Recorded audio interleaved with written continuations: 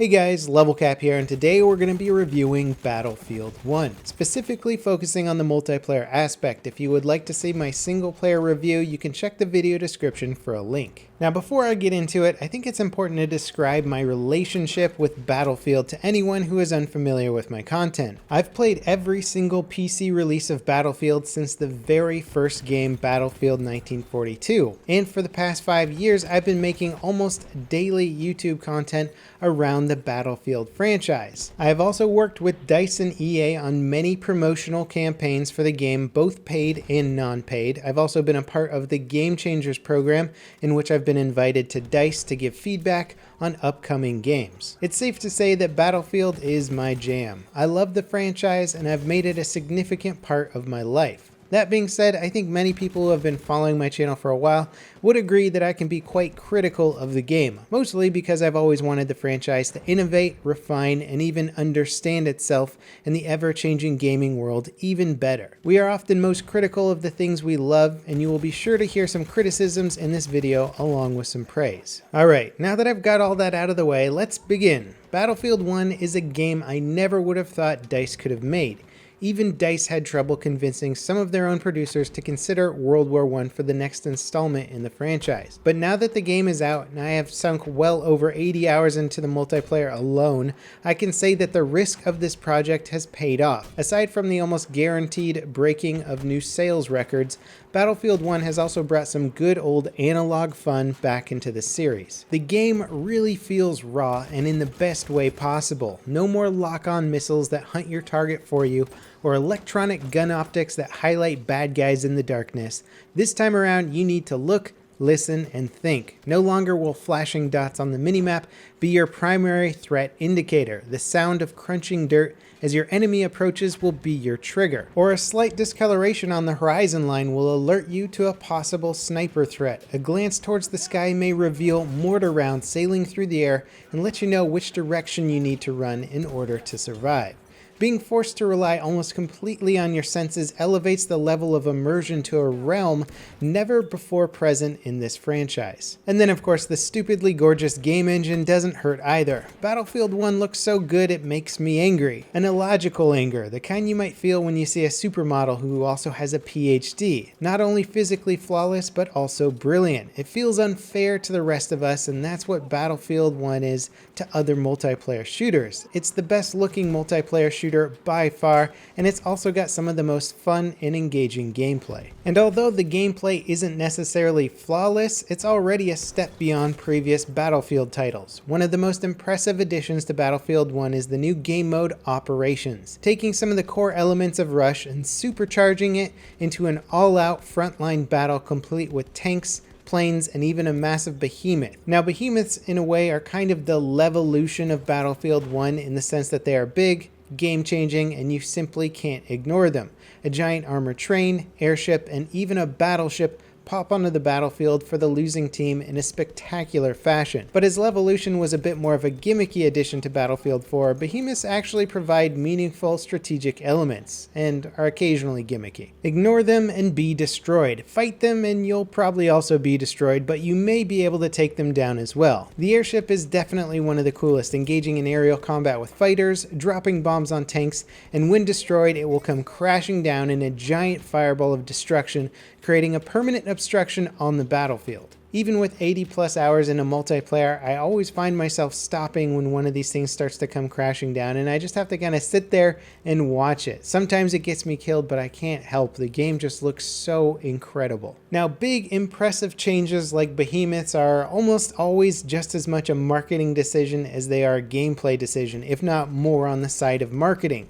Luckily, DICE has managed to include them in a way that seems to be fun, generally speaking. And aside from the big, flashy changes that have been made to the series, Battlefield 1 is also full of small changes. Some cool new additions that veterans of the franchise will greatly appreciate include improved endgame scoreboards with squad scores and personalized stat tracking, field of view sliders for consoles, squad joining on PC so squads will no longer get split up from team balancers, 3 preset loadouts per class, a spotting and mini-map nerf causing players to rely more heavily on sight and sound when it comes to locating bad guys, an improved death screen for UI showing nearby medics lets players know when a revive may be coming. There's also modular vehicle destruction, disabling tank tracks, guns, airplane wing damage, and engine damage. Massive ground deformation. This allows the literal creation of no man's land, creating huge craters that infantry can hide inside of. Rubble drop is also back, allowing for environmental kills. A variety of melee weapons allow for different types of melee combat, and counter knifing is finally gone. And there's also many more small improvements that when combined offer a cleaner and more enjoyable experience, especially for those who want to sink hour after hour into this game. Many features that veterans have wanted for a long time are finally in the game, but not all of them. For the many steps forward that Battlefield 1 has made, it's also taking a few steps back. One big area of the game is the player progression system. This system allows for dedicated players to set goals for themselves and achieve cool in-game loot that will show off their dedication to the game. However, Battlefield 1 has considerably less unlockable content than previous games. For starters, the quantity of unlockable weapons is a mere fraction of what was available in previous Battlefield games. Most guns in BF1 have 2 to 3 variants of themselves, which are really just ways of reconfiguring weapons to fit certain roles. This system replaces the attachment system of old, thus preventing players from making poor choices when it comes to gun configurations. However, once you look past the weapon configurations, there aren't many guns to choose from. Each class only has 6 unique primary weapons. This is a total of 24 primary weapons in the game, not counting the pilot or tanker guns.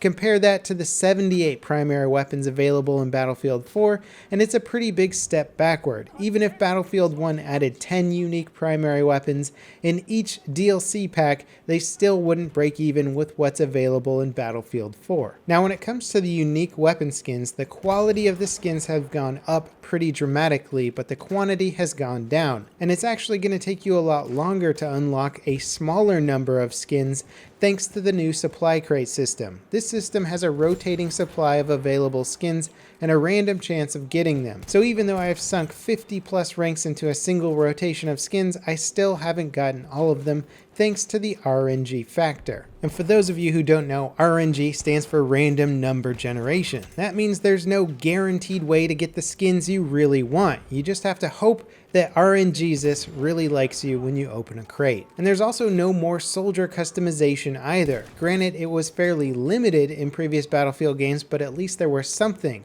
Not being able to change your face, your helmet style, maybe having cool mustaches to pick from World War I. There's a lot of things they could have done here, and they didn't do anything. And sure, I'll admit it, I'm a bit of a sucker for cool unlockable items. I like to sink in a lot of hours to games, and having a good progression system really enhances that experience. I'd be willing to forgive the soldier customization lack of options if they'd just done better with more skins and better unlocks in other areas of the game. This is one area of the franchise that has always been fairly lacking, and it seems like it's going to continue to lack for Battlefield 1 unless DICE has got some sort of surprise plan to release an epic customization patch. In addition to this, loadouts, skins, and soldier customizations are not available from within the game menu. You can access them through a little cell phone app, but you actually have to join a server to configure your soldier from a PC or console.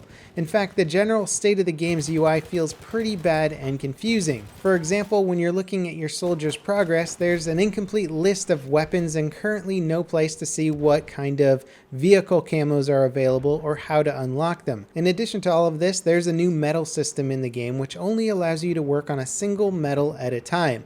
Whereas in Battlefield 4 and Battlefield 3, you would be working on all the medals at once. So if you just played the game in whichever fashion you most enjoyed, you would get more medals pertaining to your playstyle. If you played a lot of Conquest, you would get Conquest medals. If you sniped a lot, you would get Sniper medals. Now you have to make a conscious decision before you spawn in about what medal you want to work on, and I find it negatively affecting my gameplay. If I have a Sniper medal active, I'm more likely to spawn in as a Sniper class, even if my team really needs a medic or an assaulter class. I think this is a really bad decision for the game, and it's just plain annoying. It creates a lot of busy work having to switch up active medals all the time, rather than just playing the game and letting it reward you for medals that you naturally earn by playing in the way that you best see fit. A lot of these weird rules and restrictions feel like it's just the result of DICE not making enough unlockable content, so instead they found a way to slow down the unlock process, so it feels like there's a lot of progression, but in reality there's considerably less than previous games. There's also a few features that have become fairly big staples since Battlefield 4 that just haven't made it over to Battlefield 1 for whatever reason.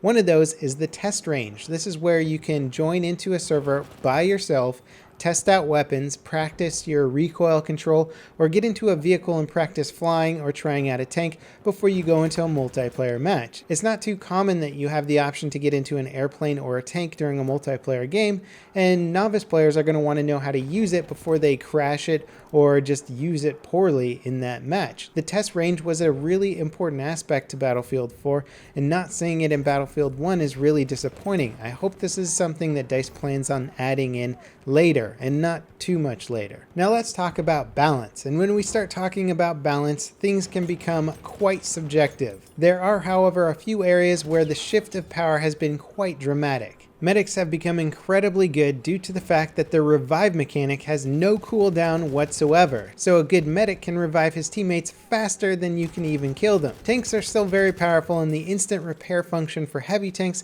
allows it to self-repair unbelievably fast mid-combat. Anti-aircraft guns are incredibly powerful, and even a novice player can absolutely dominate an expert pilot as they have no chance to react once they start taking fire from a flak cannon. Elite soldier classes are now in the game, and although they add a bit of fun for conquest game modes where there will be powerful things like tanks and aircraft, having some of the elite classes in smaller game modes such as Team Deathmatch, Domination, or War Pigeon just seems way out of place and way too powerful. And then of course there's Mortars, the incredibly powerful indirect fire airburst weapon that's got crazy splash damage and the ability to fire off 5 shots in relatively quick succession. This is a very powerful gadget right now, and on maps where infantry cluster up together, it can just be impossible or just so aggravating to try and fight against it. Now, despite there being an incredibly long list of criticisms and balance issues surrounding the game, the list of positives